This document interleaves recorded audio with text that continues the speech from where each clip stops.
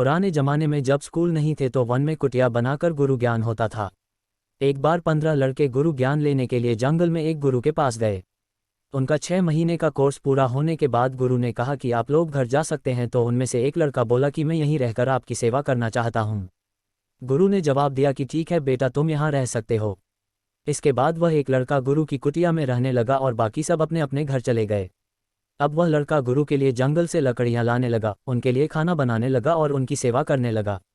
एक दिन जब वह लड़का जंगल में लकड़ियाँ काट रहा था तो वहीं से बहुत से लोग कहीं जा रहे थे।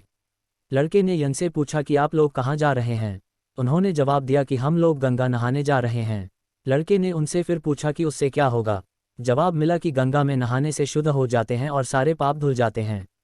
यह सुनकर लड़का लकड़ियाँ लेकर गुरु की कुटिया में आया और गुरु से बोला कि मैं गंगा नहाने जा रहा हूँ।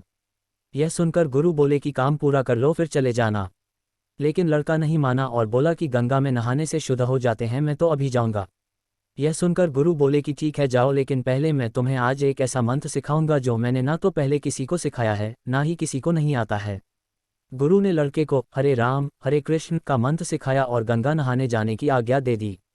जब लड़का गंगा के किनारे पहुंचा तो उसने देखा कि वहां चारों दिशाओं से आए बहुत सारे लोग नहा रहे हैं, भजन कीर्तन कर रहे हैं और हरे राम हरे कृष्ण का जाप कर रहे हैं।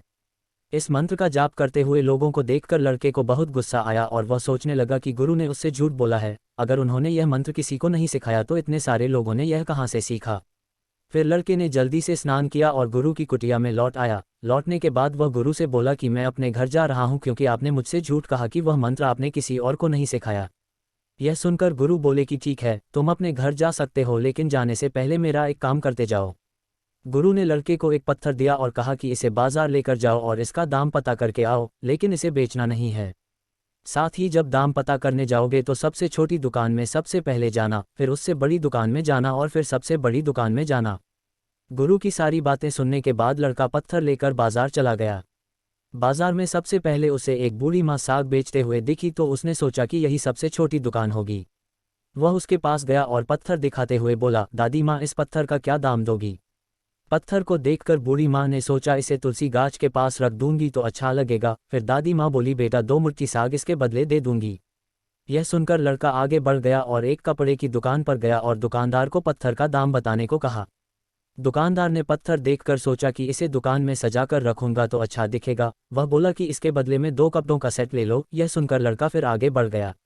अगली दुकान सुनार की थी। सुनार ने जब पत्थर देखा तो वह तुरंत बोला कि पत्थर के बदले मेरा सामान, दुकान, घर सब ले लो। यह सुनने के बाद लड़का गुरु की कुटिया में वापस आ गया।